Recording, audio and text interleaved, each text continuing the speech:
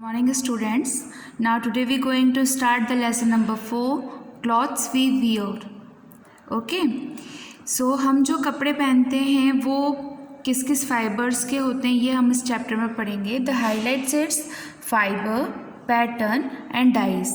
तो हम इस चैप्टर में फाइबर्स के बारे में पढ़ेंगे कि फ़ाइबर कितने तरीके के होते हैं जिनसे कपड़े बनते हैं, फिर कौन कौन से पैटर्न के कपड़े बनते हैं, क्योंकि सारे सेम पैटर्न नहीं होते. आप लोगों ने भी देखा होगा ना, किसी में धागे का वर्क होता है, तो किसी में कलर कॉम्बिनेशंस होते हैं, तो किसी में फूल पत्तियों के प्रिंट होते हैं, तो उन्हें हम कहते हैं patterns. And the last one is dye, यानी कि कपड़ों को कलर कैसे किया जाता है.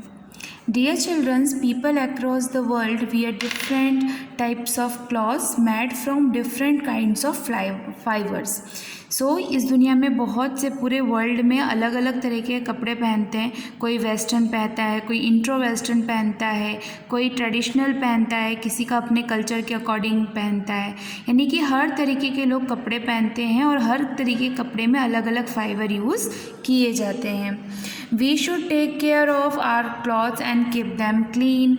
हमेशा हमें हमारे कपड़ों का ध्यान रखना चाहिए और उन्हें साफ़ सुथरे रखकर पहनना चाहिए. सो let's discuss about the first topic, fiber. In our first topic, fibers, there are a story between William and his sister Maria. ठीक है, विलियम और उसकी सिस्टर मारिया के बीच की ये स्टोरी है जो कि आपको आइडेंटिफाई करवाएंगे कि फाइबर्स क्या होते हैं. William studies in a grade 3 and his sister Maria study in a grade 7. William 3rd class में पढ़ता है और उसकी सिस्टर मारिया 7th में पढ़ती है. During their summer vacation, they visited their uncle's cloth mill. Summer vacation का मतलब आप जानते होंगे, गर्मी की छुट्टियों में दोनों भाई बहन अपने अंकल के क्लॉथ मिल का मतलब होता है जहाँ कपड़े बनाने वाली कंपनी, जहाँ कपड़े बनते हैं.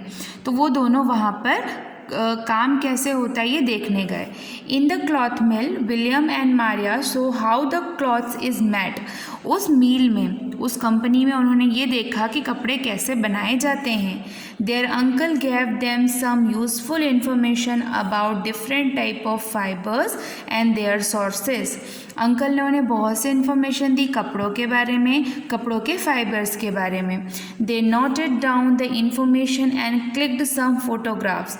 उन्होंने उस इंफॉर्मेशन को अपने पास लिख कर रखा और कुछ फोटोग्राफ्स भी क्लिक करी. Let us check the information collect by them. तो अब हम आगे उस इंफॉर्मेशन को और उन फोटोज़ को देखते हैं.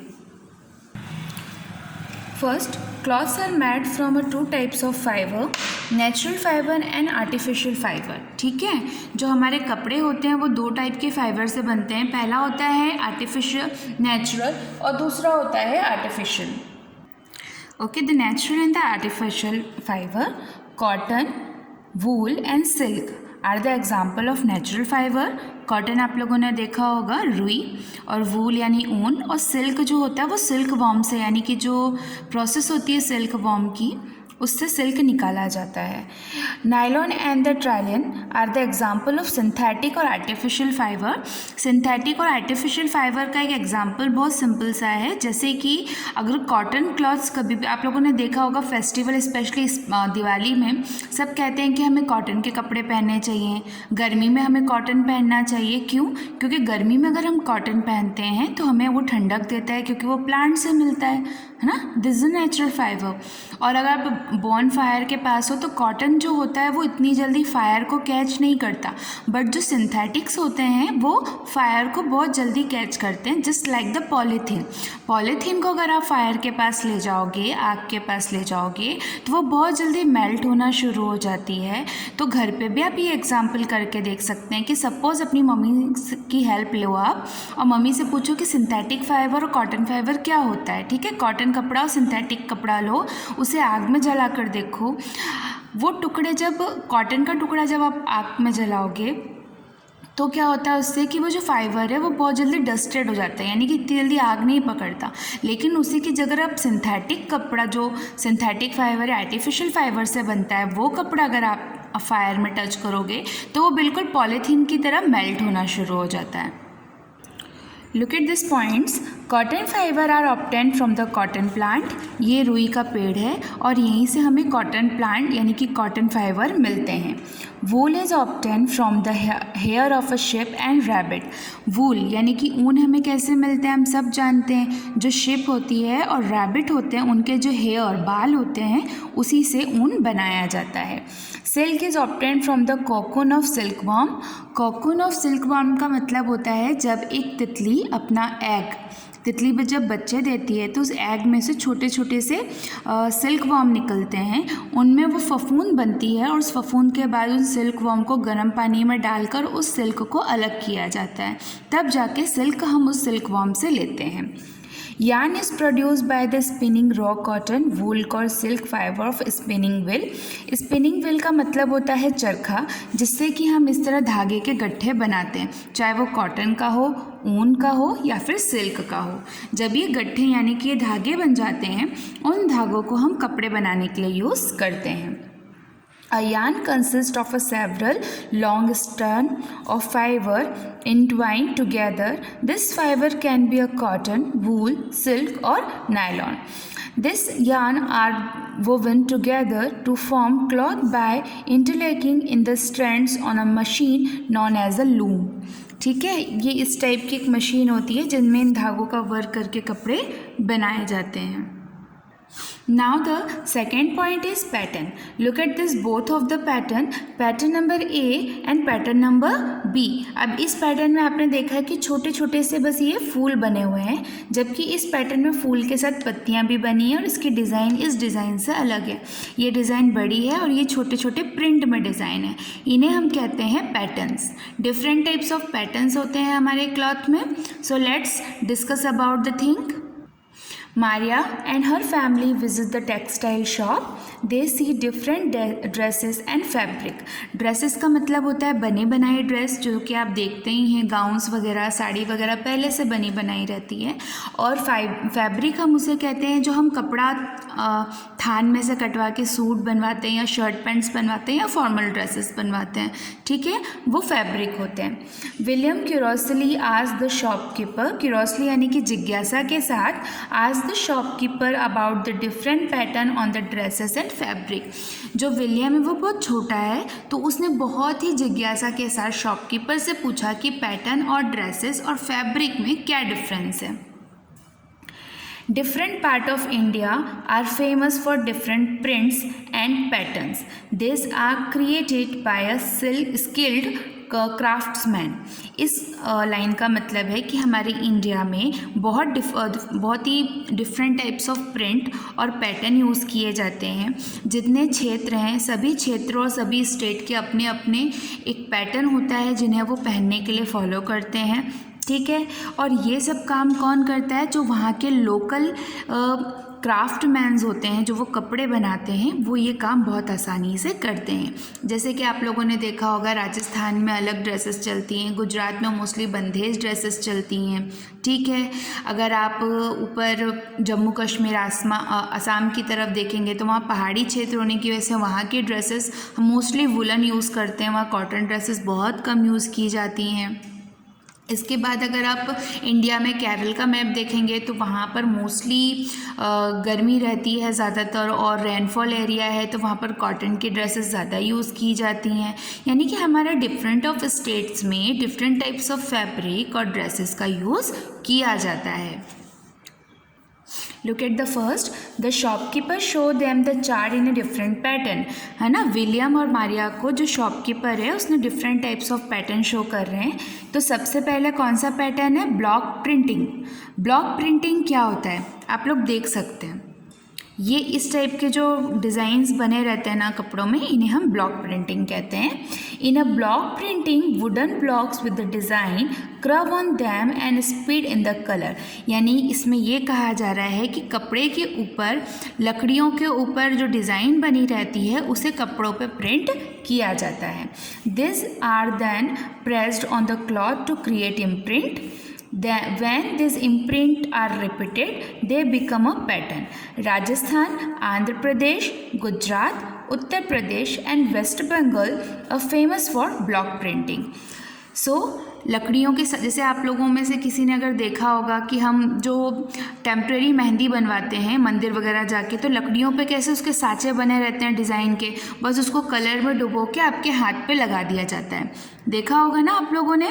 ठीक वैसा ही ब्लॉक प्रिंटिंग होता है, कपड़ा होता है और कपड़े के ऊपर जो भी डिज़ाइन होती है वो एक लकड़ी के साँचे पे बनी रहती है, उनको कलर में डुबो के उसमें प्रिंट किया जाता है। बाद में उस कपड़े को प्रेस करके मशीनराइज करके मार्केट में दे दिया जाता है।